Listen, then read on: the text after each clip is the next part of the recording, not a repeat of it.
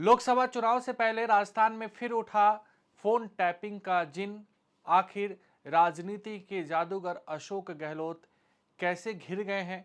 भाजपा क्या फायदा उठा पाएगी? सियासी उठा पटक है या चुनावी चाल? नेताओं के बोल और इरादों में क्या है अंतर? राजनीतिक दंगल में कौन किस पर है भारी? हर सियासी दांव की इनसाइड स्टोरी प्रजातंत्र। नमस्कार, प्रभा साक्षी के खास कार्यक्रम प्रजातंत्र में आप सभी का स्वागत है। मैं हूं आपके साथ अंकित सिंह।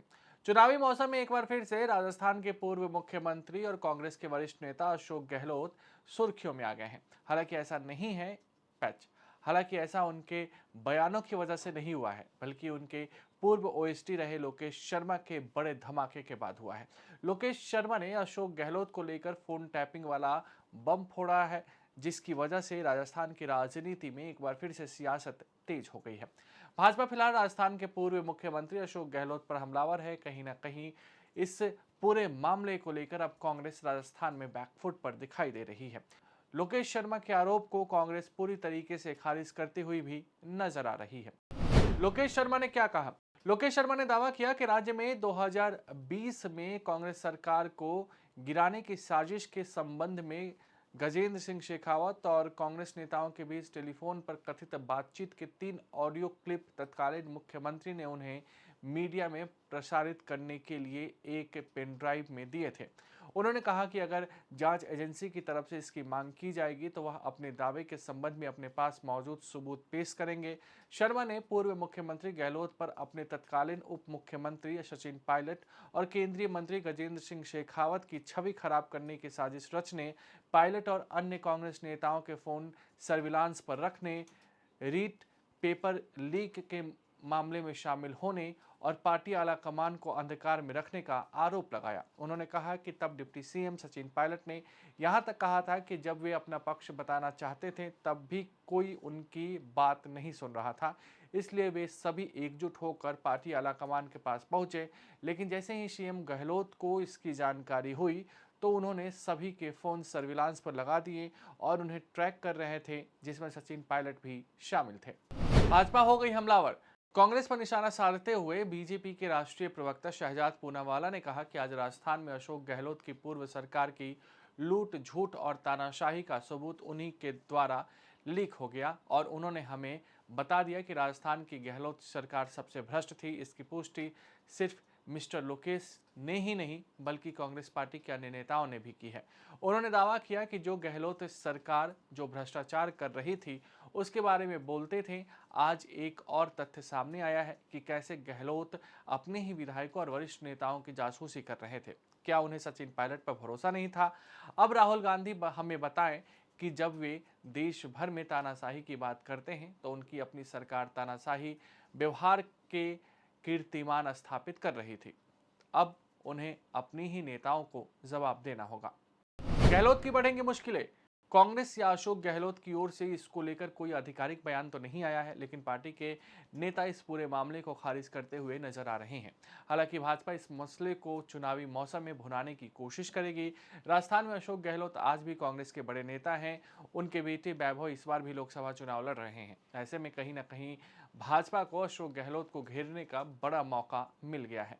इसके साथ ही भाजपा यह बताने की कोशिश करेगी कि कैसे सचिन पायलट के खिलाफ अशोक गहलोत काम कर रहे थे।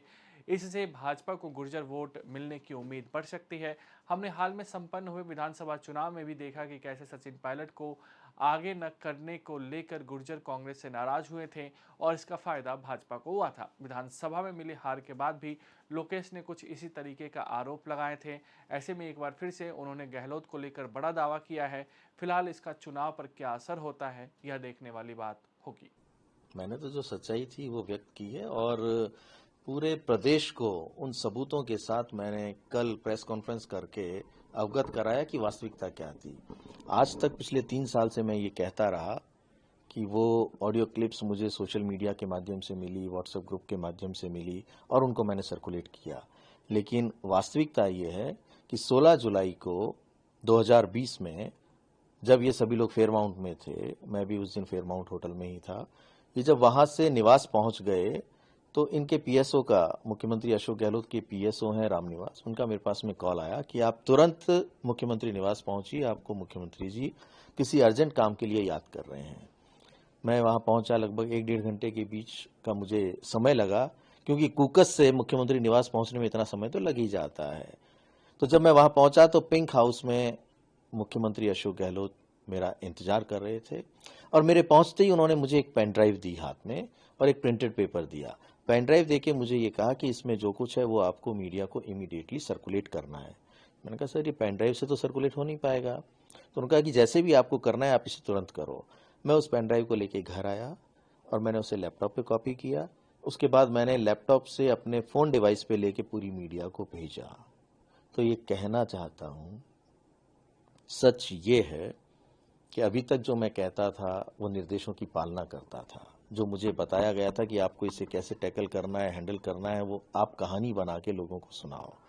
लेकिन वास्तविकता ये है कि उस दिन जो ऑडियो क्लिप्स रिलीज किए गए, वो ऑडियो क्लिप्स मुझे मुख्यमंत्री अशोक गहलोत ने अपने मुख्यमंत्री निवास पर बुलाकर एक पेन ड्राइव के जरिए मुझे प्रदान किया और ये निर्देश दिया कि आप इन्हें तुरंत मीडिया को सर्कुलेट करें।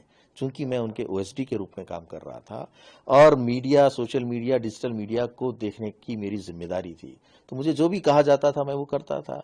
मैंने अपनी ड्यूटी का निर्वहन किया, अपने काम का जो जिम्मेदारी मुझे दी हुई थी मैंने उसका निर्वहन किया, और उनके कहने से मैंने वो मीडिया क्लिप्स ऑडियो क्लिप्स पूरे मीडिया को सर्कुलेट कर दी।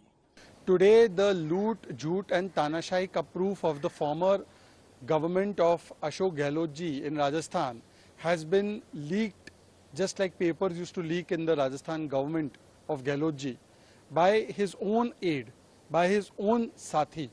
And he has told us what we always knew, that Rajasthan government of Gehlot ji was the most corrupt.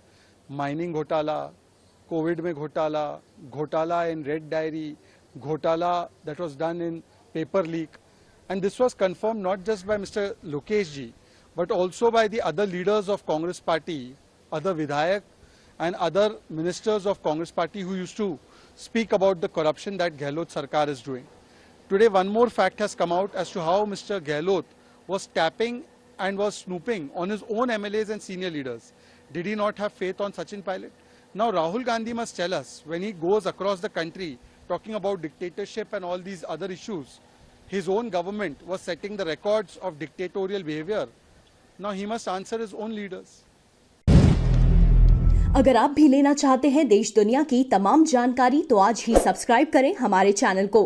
साथ ही नीचे दिए बेल आइकन को जरूर दबाएं ताकि हर अपडेट आप तक पहुंच सके।